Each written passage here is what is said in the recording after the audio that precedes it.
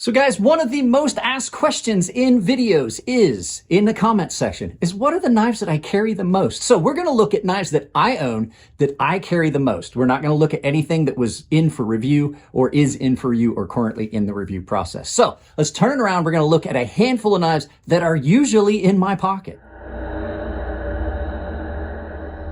Like I said in the intro, guys, we are going to look at my most carried knives. We are excluding any knives that are currently in the review process, or we're going to start with the one that spends all of its time in my pocket, my Grimsmo Norseman.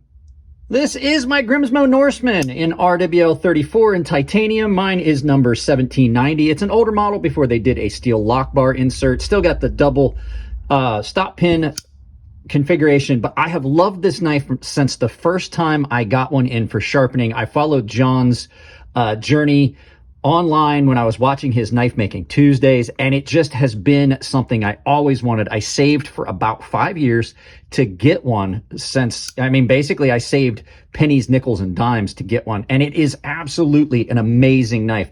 Not just in construction, but in function. This thing cuts and does a lot of things that you can't do with other knives. I mean, you can, but it does it just so much better. It is about the perfect mix of having basically two different knives. You've got the chisel ground front, you've got the deep recurve on it here, nicely done, milled, and I love the fact the milling lines are still on it. Mine is done in a reverse honeycomb and titanium. This is probably one of the easiest knives to take away or take apart and maintain, and they are simply beautifully, beautifully done and so smooth. I have not had a knife that I love as much as this, except for some that were gifts. You'll see one here in a little bit. The jimping on that, perfect position, hand feel, amazing. We're not going to talk about it any longer because there's like a bunch of other knives to look at. So that's always in my pocket. If it's not in my pocket, it's my waistband. I carry this every day. There's not a day that I don't carry it unless I'm doing something where you guys paid me not to carry it. So there you go. Our next knife's going to be my Kaiser Begleiter XL, and I gotta tell you, this is usually paired with my Sepenza. This is a great, great knife.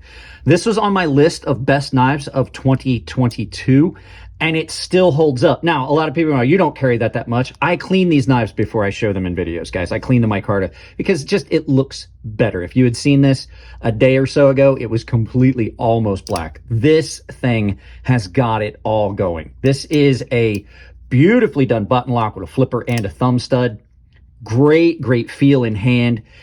Rock solid, probably one of the best button locks on the market. Beautifully done brown or orange micarta, whatever color you decide you want to call it. This one was a White Mountain Knives exclusive. This beautifully done blade on this just gives you so much blade to cut with. These are big knives. These are just about 9 inches on the money. And you just can't go wrong with it. Reversible pocket clip, all the bells and whistles. This thing is just incredibly comfortable to cut with. And it spends a lot of time in my pocket. It gets a lot of use. The finish holds up really well. And it's just in that Goldilocks zone for cutting, and the button lock on it is just so good. And like I said, reversible pocket clip, so you've got a completely ambidextrous knife. You know, you don't have to worry about liner lock and reaching across, stuff like that. So great, great knife. This was a gift, a Christmas gift from a friend of mine named Tino, so big shout out to him.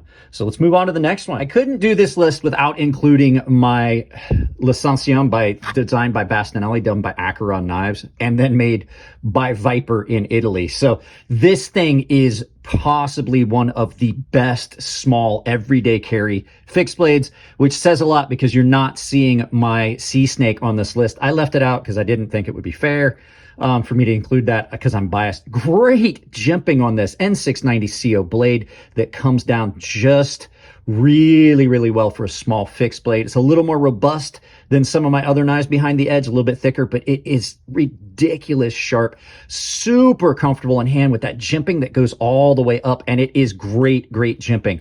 Nice little stubby short handle that gives you just about the perfect amount of grip. I've got just 3 fingers on that. So, so good. And then it's just a beautifully done knife, but it sits in the pocket ever so well. You can see there's a lot of rust on my utility clip, and I've worn the screws because this thing is almost always in my pocket if I've got room for it. Probably one of the better small self-defense fixed blades. It didn't make that list when I did the self-defense knives. I didn't even think about it, but yeah, beautifully done with this olive drab micarta, and it's just awesome. This is an amazing knife. If you can find one, they are great. This is one of my favorite small fixed blades that I've ever owned. I think you guys kind of saw that coming. This is my Reese Sepenza. This gets so much pocket time. It is still one of the all-time best EDC folding knives ever. It spends so much time doing around the house tasks in my pocket.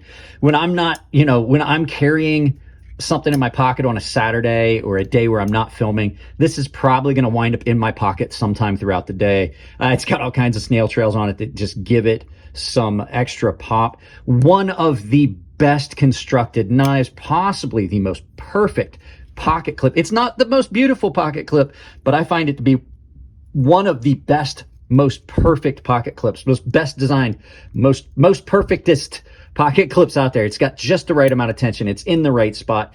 It's in a place where it is not a hot spot in my hand. You barely even feel it. You've got one of the best frame locks on the market. Super smooth hydraulic action. There's no real friction.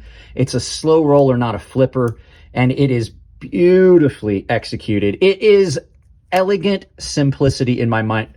The blade on it is just about perfect with the hollow grind coming down to a nice drop point.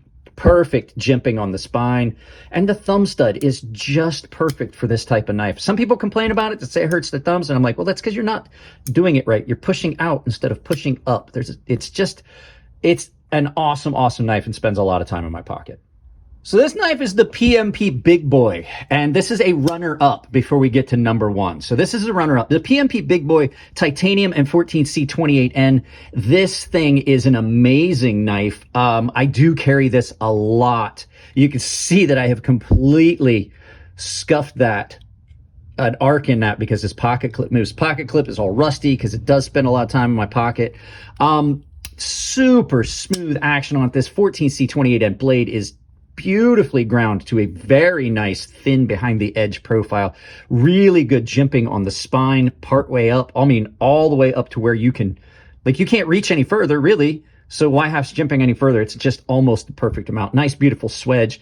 Great action on this. This has got one of the best actions in a knife at the price point. I think these are $250.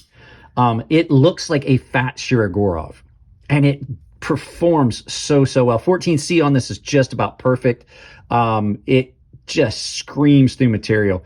No real issues with comfort on this. I don't even dislike the pocket clip, even though it does move. It's just about perfect. I wish it was a little shorter, but it is great. So there's your runner. That's your runner up. That's like an honorable mention for time and pocket.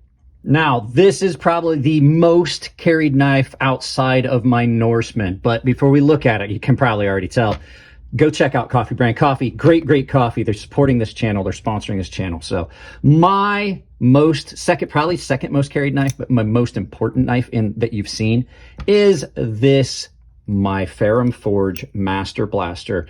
This was a commissioned piece from my friends Tino and Nico. They got together and asked Elliot if he would do a custom carving on a Master Blaster for me, and this was given to me as a gift. Beautiful Wharncliffe blade in 20 CV. You can see I do use it a lot. I've worn the ceramic finish on that. Hand carved in a alien xenomorph style, which is one of the things that Elliot does that I really love, is this biomechanical thing. That is a full copper inlay that is stood up proud from the scales and then carved in. Just absolutely gorgeous. Everything on it was hand carved and done specific in a fashion that he thought I would like. Even the standoffs. Even those standoffs, and this is not the typical pocket clip you would see on a Master Blaster. It's longer, it's a little bit different. Everything about this is just amazing. Action, usefulness, functionality. It is a beautiful knife.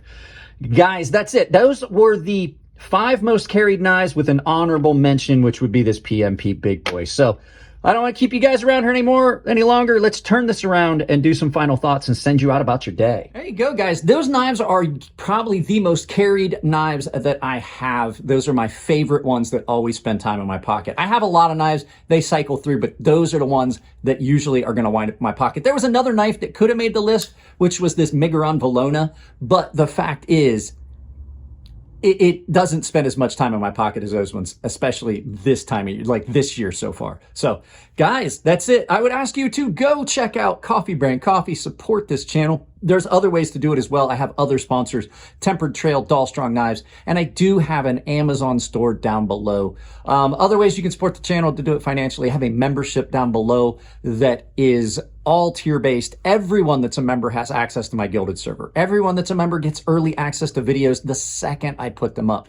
Baseline and premium tier members get access, are automatically entered into giveaways that I do. Outside of the ones that I've been doing on YouTube, and the premium guys have access to a sharpening tutorial series that I'm still working on. I have a couple videos I still owe on that, but they have access to that behind that paywall. You can also support the channel simply by dropping a like, guys. So that's it on this one. I love you all. Keep it clean in the comment section. It makes it easier to moderate the channel and make sure that your comments get seen. If it's your birthday, happy birthday. I'll see you in the next video.